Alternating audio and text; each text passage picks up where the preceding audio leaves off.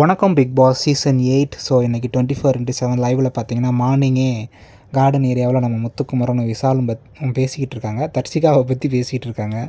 So என்னன்னு பார்த்தீங்கன்னா, நேற்று பவித்ரா தம்பி விசால்கிட்ட சொல்லியிருப்பார்ல, தர்ஷிகா உங்கள் கூட பேசுகிறதுனால எங்கள் பவித்ராவுக்கு ஒன்றும் காண்டெலாம் கிடையாது விசால், அப்படிலாம் நினைக்காதீங்க அப்படின்னு. ஸோ அதை பவித்ரா கிளாரிஃபை பண்ணியிருப்பாங்க போல் விசால்கிட்ட. ஸோ அதை தான் பேசிக்கிட்டு இருக்கார் விசால். பவித்ரா திருப்பி அந்த தர்ஷிகாவே வெளியே போயிட்டாங்க. திருப்பி அந்த மேட்டரை எடுத்துகிட்டு பேசுகிறாங்க, ஏன்னு தெரியல அப்படின்னு. ஸோ எங்கள் 2 பேருக்கு தெரியும் நாங்கள் என்ன பேசி வச்சுருந்தோம், எங்களுடைய மியூச்சுவல் ரெஸ்பெக்ட் எப்படி இருந்துச்சு, நாங்கள் மியூச்சுவல் அண்டர்ஸ்டாண்டிங் என்ன இருந்துச்சு அப்படின்னு எங்கள் 2 பேருக்கு தான் தெரியும். ஆனால் எங்கள் 2 பேரை தவிர எல்லாருமே பேசுகிறாங்க. நான் கூட தர்ஷிகாட்ட சொல்லியிருந்தேன், நம்மளை பற்றி வீட்டில் எல்லாருமே ஒரு மாதிரியே பேசுகிறாங்க, இது உனக்கு கஷ்டமாக இருந்துச்சு இல்லை உனக்கு வேறு மாதிரி தப்பாக தோணுச்சு அப்படின்னா சொல்லிடு, நான் உன்கிட்ட பேசுகிறத நிறுத்திக்கிறேன் அப்படின்னு சொல்லியிருந்தேன். அவங்க இதெல்லாம் ஒன்றும் பிரச்சனை இல்லை, ஓகே அப்படின்னு தான் சொல்லியிருந்தா. ஸோ அதனால தான் நான் பேசிக்கிட்டு இருந்தேன். ஏன்னா என் மேலே ஒரு அன்பு வச்சுருந்தா, அந்த அன்பை நான் மதிக்கிறேன், அந்த அன்புக்கு நான் ரெஸ்பெக்ட் கொடுக்குறேன்.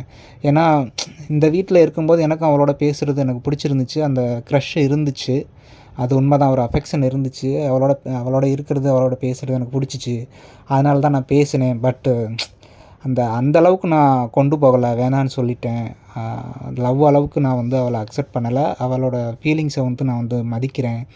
எங்கள் அப்பா அடிக்கடி கூட சொல்லுவார், யாரோட சாபத்தை வாங்கினாலும் பெண்ணோட சாபத்தை மட்டும் வாங்கிடாதடா அப்படின்னு எங்கள் அப்பா சொல்லுவார் அப்படின்னு விசால் சொல்கிறாப்புல. உடனே முத்துக்குமரன் சொல்கிறாரு, எங்கள் மாமாவை தான் சொல்லுவார், ஒரு வீட்டில் ஒரு பெண் சிரித்தால்னா நல்லாயிருக்கும், ஆனால் ஒரு பெண் அழுதாள்னா குடும்பமே நாசமாக போயிடும் அப்படின்னு சொல்லுவார். ஸோ அதனால் பெண் சாபம் ரொம்ப பொல்லாதது அந்த மாதிரி சொல்கிறாங்க.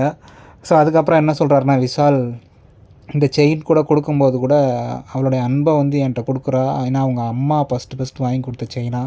ஸோ அதை என்னை மதித்து என் மேலே உள்ள அன்புனால் எனக்கு கொடுக்குறான்னா அதை நான் எப்படி வேணான்னு சொல்ல முடியும். ஸோ அந்த ஒரு காரணத்துக்காக தான் நான் வாங்கி வச்சுருக்கேன். ஏன்னா அன்பு என்றைக்குமே கிடைக்கிறது ரொம்ப கஷ்டம்.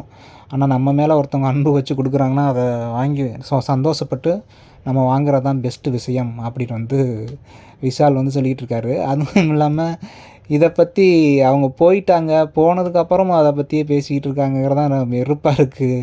இப்போ எனக்கு பயமாக இருக்குது, அன்ஷிதாவையும் என்னையும் பற்றி கூட தப்பாக பேசிடுவாங்களோ அப்படின்னு கூட பயமாக இருக்குது அப்படின்னு விசால் சொல்கிற. உடனே முத்துக்குமரன் சொல்கிறாப்புல, உனக்கும் அன்ஷிதாவுக்கு இருக்கிறது ஒரு நல்ல ஒரு ஃப்ரெண்ட்ஷிப், அது நல்லாவே தெரியுது வெளியே.